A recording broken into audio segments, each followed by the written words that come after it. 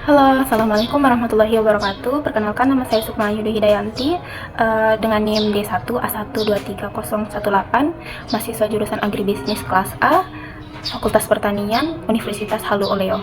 Di sini saya akan menjelaskan beberapa subpokok pembahasan dari mata kuliah pengantar ilmu ekonomi. Beberapa subpokok pembahasan yang harus saya jelaskan, diantaranya yaitu untuk mengefisiensi waktu. Mari kita mulai saja pembahasan satu persatu. Materi yang pertama atau pokok pembahasan yang pertama yaitu average product atau biasa disingkat dengan AP, dan bahasa Indonesia adalah produk rata-rata. Pengertian dari average product sendiri yaitu average product atau biasa disingkat dengan AP didefinisikan sebagai rata-rata dari total produk yang dihasilkan dalam kurun waktu tertentu. Cara menghitungnya yaitu dengan rumus sebagai berikut. Rumus dari average product yaitu AP di sini adalah average product ya teman-teman, lalu sama dengan TP per L. Jadi di sini TP adalah total product dan L di sini adalah input atau input. Biasa di sini adalah tenaga kerja atau orang. Atau biasa ini kita bilangnya adalah TP dibagi dengan input atau tenaga kerja. Terkadang AP sangat membantu untuk mengukur output per pekerja atau output per unit modal dibandingkan dengan jumlah output total output yang dihasilkan. Nah, produk rata-rata ini dapat memberikan informasi mengenai output per pekerja dan dihitung dengan membagi total produk atau TP dengan jumlah pekerja yang digunakan untuk menghasilkan output tersebut. Nah, contohnya adalah pada bulan Oktober, perusahaan topi ini memproduksi topi sebanyak 6.000 pasang. Kemudian sepatu tersebut dikerjakan oleh 100 orang pekerja pada saat itu. Nah, maka average produknya yaitu kita dituliskan dari contoh soal yang tadi, bahwa tadi sebuah perusahaan itu menghasilkan total produk sebanyak 6.000 pasang topi. Nah, bukan pasang sih, 6.000 buah topi. Lalu dikerjakan oleh pekerja atau sebanyak 100 orang. Nah, kita masukkan dalam rumus AP sama dengan TP per L atau input. Jadi sama dengan TP-nya tadi 6.000 per 100 sama dengan dibagi, jadi sisa 60. Jadi average produknya adalah atau rata-rata produknya adalah 60 buah. Lalu materi selanjutnya adalah the law of diminishing return. Apa sih itu the law of diminishing return? The law of diminishing return ini merupakan suatu hukum hasil lebih yang semakin berkurang, yaitu dengan suatu titik tertentu, maka mulai titik tertentu penambahan faktor produksi tidak lagi memberikan penambahan hasil produksi yang sebanding. Hasil penambahannya itu tidak sebanding dengan hasil produksi yang diperoleh. Nah, maksudnya itu apa? Tentu masih bingung ya. Saya contohkan dengan satu contoh soal seperti ini. Dari sini yaitu pengerjaan tanah seluas 1 hektar dengan modal 5 juta rupiah. Sajikan penambahan tenaga kerja dan hasil yang diperoleh. Nah, kita akan mencoba menggunakan beberapa tenaga kerja untuk menggarap lahan ini atau tanah ini. Kita akan mendapatkan pada penambahan tenaga kerja berapa, hasil itu maksimal, dan apakah jika tenaga kerjanya terus bertambah, itu hasilnya tetap bertambah atau malah berkurang. Itu ya. Saya akan tunjukkan dalam bentuk tabel seperti ini. Nah, ini adalah tabel untuk melihat pada bagian manakah terjadinya the law of diminishing return. Jadi di sini pekerja itu sebagai input dan hasil total itu sebagai output ya teman-teman. Lalu dari yang pertama, pekerja pertama itu hasil totalnya itu 10, pekerja kedua hasil totalnya 21, pekerja ketiga adalah hasil totalnya adalah 34, dan yang sampai dan seterusnya 3, 4, 5 dan 6 itu sampai akhirnya yang ke-6 hasil totalnya adalah 48. Lalu bagaimana kita tahu untuk mengisi tambahan hasil ini? Caranya yaitu dengan kita lihat selisih dari hasil total pertama dan total kedua. Lalu caranya yaitu dari 10, yang pertama kan tetap sama 10, dari 10 ke 21 itu bedanya berapa? Bedanya adalah 11. Lalu dari 21 ke 34 itu berapa? Dari 21 ke 34 itu hasilnya adalah 13. Dari 34 ke 42 hasilnya adalah 8. Dari 42 ke 46 itu selisihnya berapa? Selisihnya adalah 4. Dan terakhir 46 ke 48 selisihnya berapa? Selisihnya adalah 2. Ya, jadi begitu. Nah, sekarang kita bisa lihat di mana terjadi the law of diminishing itu. Nah, jadi the law of diminishing itu terjadi di sini, di tambahan hasil. Tambahan hasil di sini itu sebenarnya adalah MP atau marginal product. Jadi mulai dari input 4 orang pekerja,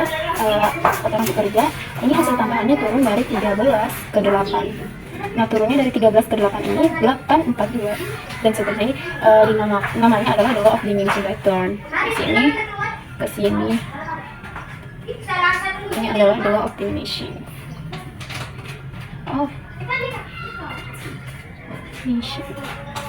return. Nah, di sini ya terjadi the law of diminishing return, terjadi teman-teman. Jadi hasil lebih yang semakin berkurang, jadi hasil lebih yang semakin berkurang tuh lebihnya di total memang lebih dia. Di sini di total memang dia lebih dari 34, 42, 46, 48 dia memang lebih. Tapi sebenarnya tambahan hasilnya itu malah menurun, tambahan hasilnya malah menurun. Jadi titik efisiensi untuk kerja sebenarnya itu ada di 3. Sini titik efisiensi itu titik maksimumnya ada di sini. Tambahannya adalah 13. Perusahaan mempekerjakan 3 orang itu tambahannya adalah 13 nilai maksimum untuk tambahan hasilnya. Dan jika ditambah terus hasil totalnya itu malah tambahan hasilnya malah semakin menurun. Dan itulah yang dinamakan the law of diminishing return. Jadi kita masukkan data yang tadi itu dalam bentuk kurva ya, agar lebih tahu di mana terjadinya the law of diminishing return. Jadi data-data yang tadi sudah dimasukkan, jadi tinggal masukkan lagi rata-rata hasil atau AP. Seperti yang tadi saya jelaskan bahwa cara mencari AP atau rata-rata produk ini yaitu dengan cara membagi hasil total dengan input. Jadi data pertama yaitu satu orang bekerja tetap sama rata-rata hasilnya, lalu pekerja kedua dibagi hasil total untuk data yang kedua yaitu 21 dibagi dengan 2. Jadi tadi TP dibagi AP sama dengan TP dibagi dengan L. Nah, di sini berarti 21 dibagi 2. Di hasilnya di sini adalah 10,5. Memang cara mendapatkannya, caranya itu seperti yang sudah kita biasa pelajari, yaitu caranya tinggal 21 dibagi dengan 2. Cara seperti ini menurut saya lebih mudah. Jadi 21 dibagi 2, yang lebih mendekati adalah 10. 10 dikali 2 20. Nah, 21 dikurang 1. 21 dikurang 20 bisa 1. Lalu kalau tidak bisa dibagi koma. Jadikan koma di sini, dikasih 6 di sini. Nah, lalu 10 kali 2 berapa? Hasilnya adalah 10 dibagi 2 hasilnya adalah 5. 5 dikali 2 hasilnya adalah 10. Nah, di sini lalu dikurangi 10 dikurang 10 sama dengan 0. Nah, hasilnya adalah 10,5 ya, seperti itu. Dan seterusnya ya teman-teman. Kayak 34 dibagi 3 hasilnya 11,33, 42 dibagi 4 hasilnya adalah 10,5, lalu 46 dibagi 5 hasilnya 4,2, dan seterusnya sampai 43 dibagi 8. Di sini saya menambahkan beberapa data lagi, kan tadi sampai 6 saja. Nah, saya tambah dari 7 sampai 8 biar lebih tahu di mana terjadinya the law of diminishing return. Jadi saya sudah membuatkan kurva dan menghubungkan dan memasukkan data-data dari tabel. Yang pertama kita membuat kurva TP atau hasil total atau biasa total produk. Jadi kita tinggal kita buatkan garis hubungnya dari 00 di sini. Kenapa dari 0? Karena kalau 0 itu berarti pekerjaannya tidak ada atau hasil produknya juga tidak ada. Jadi kita mulai dari 0 ke titik ini, ke titik ini, ke titik ini, titik ini, lalu menurun sampai di sini. Ini adalah kurva TP. Kita ganti kurva TP. Lalu kita masukkan data MP atau marginal product, atau yang dinamakan penambahan hasil. Di datanya adalah penambahan hasil. Di sini data MP-nya itu pertama tetap ya. Lalu nah, jadi teman-teman di TP ini ternyata ada titik maksimumnya teman-teman. Titik maksimum di TP di sini ada di ini. Ini adalah titik maksimum dari total produk, dimana jika input atau pekerja terus ditambah maka hasil totalnya malah semakin menurun. Ya, ini adalah titik maksimum. Nah, sini saya simbolkan dengan A. Lalu saya sudah membuat ini yang namanya kurva untuk MP atau marginal product dari data yang sudah saya masukkan di kurva. Nah, tinggal kita hubungkan dari titik ini ke dari mana nih? Begini. Tunggu dulu, saya akan menghubungkan membuat garis di sini, di sini, lalu turun ke sini, turun ke sini, lalu langsung turun sampai minus. Nah, ini adalah kurva untuk marginal product atau MP. Nah, lalu titik maksimumnya itu di mana? Titik maksimumnya itu ada di sini. Ini saya tarik garis lurus. Sini adalah titik maksimum dari MP. Saya simbolkan dengan B. Nah, jadi teman-teman, nah di marginal produk ini ternyata ini jelas teman-teman bisa amati terjadi penambahan hasil mulai dari tenaga kerja 1, tenaga kerja 2 dan 3. Kemudian begitu tenaga kerjanya 1, 2 dan 3 di sini. Dan kemudian jika begitu di tenaga kerjanya atau inputnya ditambah terus dari 4, 5, 6, 7, 8 ini, itu malah kurva tambahan hasilnya itu hasil produksinya itu terus menurun, bahkan sampai minus di sini. Nah, inilah yang dinamakan atau daerah ini setelah titik maksimum ini terus menurun ke sini, itu adalah dinamakan the law of diminishing return. Di sini ke sini, ini adalah namanya dulu, bisa ganti warnanya biar birunya. Dari sini titik maksimumnya terus menurun ke bawah. Ini adalah simbolkan dengan huruf D. Di sini adalah terjadi the law of diminishing return. Oke. Ya, jadi teman-teman saya sudah buatkan dan masukkan data untuk kurva AP, teman-teman sudah buatkan di sini yang warna hijau. Lalu sekarang kita tinggal hubungkan satu persatu garisnya, mulai dari 0 juga, 10, terus dari kemana ini untuk MAP. Nah, di sini terjadi juga titik maksimum yang ada di AP, yaitu berada di 3, input ketiga juga di sini. C, saya simbolkan dengan C, di mana C di sini adalah titik maksimum dari kurva AP. Lalu A di sini saya akan jelaskan di sini. A adalah titik maksimum dari total produksi. Total produk max. B yang ini adalah marginal produk maksimum. C yang ini adalah titik maksimum dari C. Ini adalah perpotongan antara MP dengan AP, dimana apabila AP memotong MP, maka titik C ini adalah titik maksimum titik maksimum AP saat memotong garis MC, memotong garis MP atau marginal product. Nah, itu ya teman-teman. Nah, lalu kita bisa melihat titik maksimum dari kurva AP itu ada di penggunaan tenaga kerja atau input 3 ini. Dia ada di sini.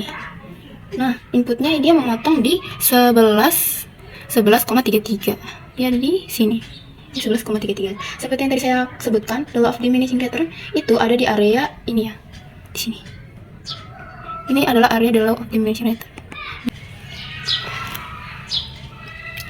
Nah, lalu selanjutnya adalah materi tentang biaya tetap atau fixed cost, atau lebih disingkat dengan FC. Fixed cost, biaya tetap adalah pengeluaran yang jumlahnya tidak akan mengalami perubahan atau tidak dipengaruhi meskipun volume produksi barang mengalami peningkatan maupun penurunan. Nah, jenis biaya yang satu ini mempunyai sifat pasti sehingga bisa dianggarkan secara tepat. Unsur biaya tetap mempunyai jumlah nominal sama yang harus dibayarkan pada setiap proses produksinya. Lalu biaya tetap ini tidak akan mengalami pembengkakan sekalipun proses produksi sedang padat, sehingga bisa meningkatkan output. Salah satu contoh dari biaya tetap atau fixed cost ini yang harus dibayarkan di perusahaan dengan jumlah yang sama meskipun volume produksinya berubah adalah biaya sewa pabrik. Perusahaan diharuskan membayar biaya tersebut secara rutin sesuai dengan harga yang sudah disepakati. Lalu bentuk lainnya dari biaya tetap adalah pengeluaran perusahaan untuk membayar gaji bulanan karyawannya. Pengeluaran perusahaan lain yang juga bersifat tetap adalah biaya gaji untuk satu pabrik yang menggunakan sistem pembayaran bulanan. Lalu untuk rumus fixed cost atau biaya tetap sendiri yaitu, nah, untuk menjawab soal ini masukkan ke dalam rumus ini variable cost sama dengan TC total cost dikurang dengan UPC atau unit variable cost dikali dengan kuantiti atau jumlah barangnya ini ya. Masukkan FC sama dengan totalnya 500 juta. Terus dikurang dengan PC nya tadi variable costnya 15.000.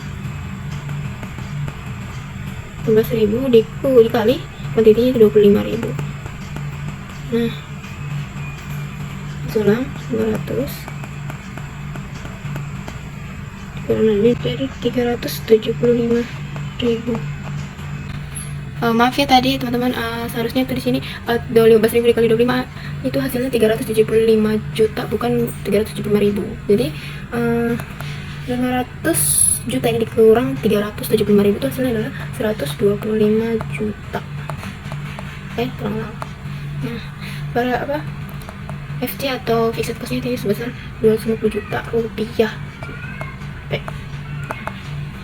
Nah, materi selanjutnya atau sebuah pembahasan selanjutnya yaitu tentang variable cost atau biaya variabel atau lebih disingkat dengan FC. Apabila produksi barang semakin tinggi, maka biaya variabel juga akan mengalami peningkatan. Lalu biaya variabel hanya akan diperlukan pada saat proses produksi berlangsung, sehingga menjadi dasar pengeluaran per unit yang akan dilaporkan. Nah, jenis biaya variabel yang akan diperlukan pada proses produksi adalah pembelian bahan baku. Pengeluaran untuk membeli bahan baku biasanya akan dipengaruhi oleh target output selama proses produksi. Biaya variabel ini akan selalu mengalami perubahan selama proses produksi tersebut. Selama proses produksi tersebut mengalami perubahan. Saat proses produksi terhenti, berarti biaya variabel yang dikeluarkan oleh perusahaan ini adalah nol. Variable cost merupakan komponen biaya produksi yang penting untuk menentukan harga barang yang saat pemasaran berlangsung dalam hitungan per unit. Contoh yang bisa digunakan sebagai biaya variabel adalah upah tenaga kerja langsung dan biaya lahan baku serta biaya distribusi produk. Jadi di sini sudah ada rumus untuk biaya variabel, yaitu total biaya variabel sama dengan biaya per unit dikali jumlah total unit, atau di sini biasa disingkat dengan Q atau quantity. Nah, di sini juga sudah ada contoh soal untuk biaya variabel, yaitu PT Pelangi Sukses memiliki daftar biaya seperti di bawah ini. Biaya variabel P atau FC sama dengan 30.000 dan jumlah barang yang diproduksi atau Q sama dengan 5.000 rupiah. Lalu kita masukkan, kita substitusikan ke dalam rumusnya yaitu TPC sama dengan PC dikali kuantiti. Nah, sama dengan biaya variabelnya yaitu 30.000 dikalinya sebanyak 5.000. Nah, sama dengan 150. Maaf ya tadi salah hitung.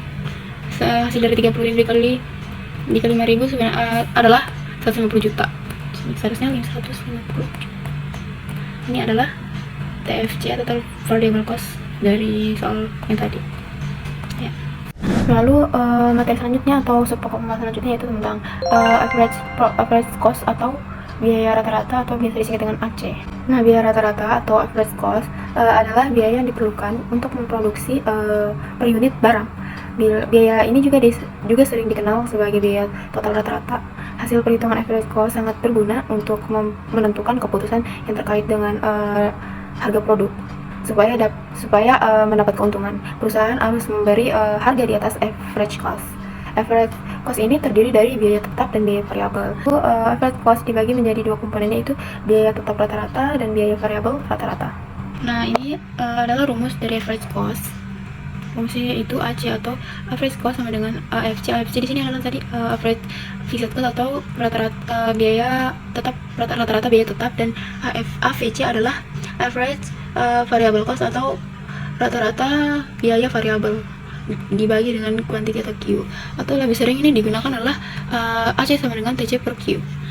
Lalu ada soal mengenai average cost, yaitu Rumi adalah seorang pebisnis tas kulit khusus wanita. Secara keseluruhan, biaya tetap dan biaya variabel dan produksi tas itu mencapai 10 juta rupiah.